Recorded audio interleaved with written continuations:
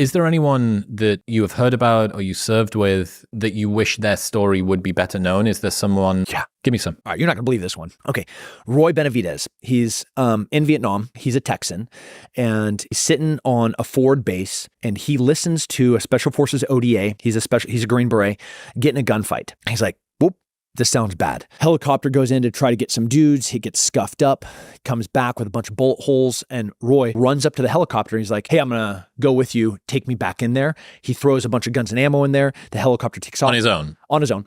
Flies him back to where the ODA has almost all been massacred. He goes, starts leading the remaining men that are all busted up. All of them are wounded. Most of them are dead. He gets them to start fighting back the Viet Cong and starts pushing them back. He gets all of them in together, and they start surviving for a little bit. Helicopters are trying to come get them out. Through the course of it, I think he gets like 70, 80, or 90 bullet wounds, fragmentation from grenades, and bayonet wounds. He kills a dude with a rock, kills a dude with a bayonet. There's a portion where one of the helicopters is trying to take off, but it has so much the wounded and dead. He's running alongside of it with a machine gun, providing support with his body and a machine gun laying down supporting fire as this helicopter's trying to take off. Helicopter comes back again. He gets the last remaining bits of equipment. He gets the last few men back onto the helicopter. He's the last guy to come. He gets jumped, gets stabbed with the bayonet, takes the bayonet out, kills the dude, kills a couple more dudes, hops in the helicopter and falls over. The helicopter lands. He's covered in blood. He's covered in mud. And they're like, this dude's dead. They throw him in a dead body bag so they can throw him in the morgue. And as they're zipping the thing up, he goes and he spits in the doctor's face. He couldn't talk. He'd been so wounded. There's nothing that he could do besides spit on this dude to let him know that he was still alive. He's like, oh my God, Roy Benavidez is still alive. That's a good one. You know Shugart and Gordon? No. Black Hawk Down? No. Okay, I'm going to do this without crying. Okay, good luck. Good luck. You're familiar with the Black Hawk Down, Battle of Mogadishu. They're in there to get this terrorist leader. The plan was for Delta Force to come in on top of this building. The Rangers come up to create a perimeter, security perimeter around this building while they find the bad guy inside, move him to the vehicles, and they all drive out together. That was the plan. Like Mike Tyson said, everybody has a plan until you get hit in the face. Guys get in, they get the bad guy, Rangers arrive, helicopter gets struck by an RPG in the tail, helicopter crashes. This then begins this horrific battle against a bunch of different terrorist organizations, all trying to kill the Rangers and Delta Force that are now trapped in Mogadishu. 30, 40 to 1 odds in ratio between terrorists to American operators. Shugart and Gordon are two Special Forces snipers that are in a helicopter providing overwatch. One of the helicopters that gets shot and crashes is getting overrun by all of these insurgent militia terrorists. They see on the ground that this helicopter, that some of the people inside of it survived the crash. And they see small arms fire. They see flashes from these guys trying to protect themselves. They get on the radio and they're like, General, we'd like permission to go in and protect these guys. If we don't get down there, they're going to get overrun. We can see everything. The general's like, negative. You do not have permission.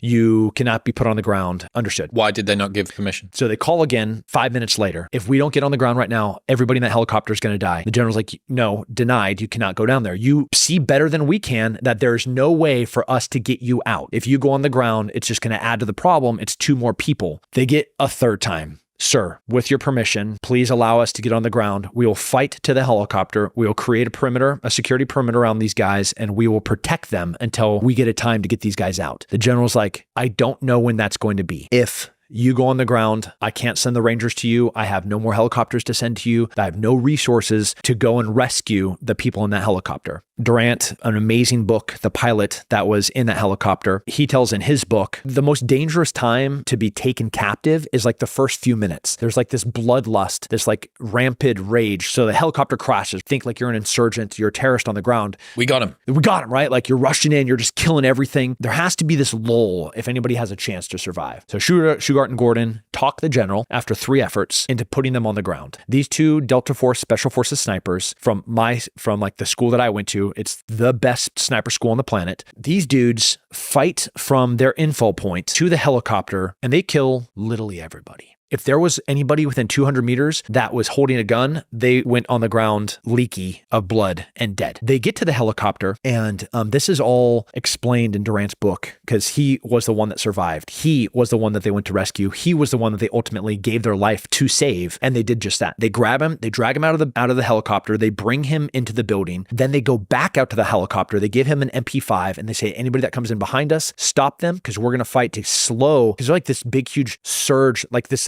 like you've seen like where riots kind of start getting that energy and Yep. like people Yep. start pulsing. Fever. Yeah. So that fever is there and they're just trying to keep it at bay. They run out of rifle ammo. They start acquiring weapons off the ground and they run out of that ammo and they end up with pistols, bare knuckle fighting these guys and shooting the remaining pistol rounds as they have before ultimately they're both killed. They save his life. Shugart and Gordon knew this is the hard one. They knew they were going to die. Like there's not a way that you're sitting in a helicopter like that. We'll survive this. When that question is, there's no greater thing than to lay your life down for another. Service, right? Here we are, full circle. They knew that they were going to die for the chance to save a dude. And I've asked myself this question 1,000 times. Like, what would I do? And I don't know. Shugart and Gordon, pretty rad men. I could go on for hours telling these stories because if there's a part of you that is lacking purpose, sometimes you can find an inspiration from somebody else's purpose.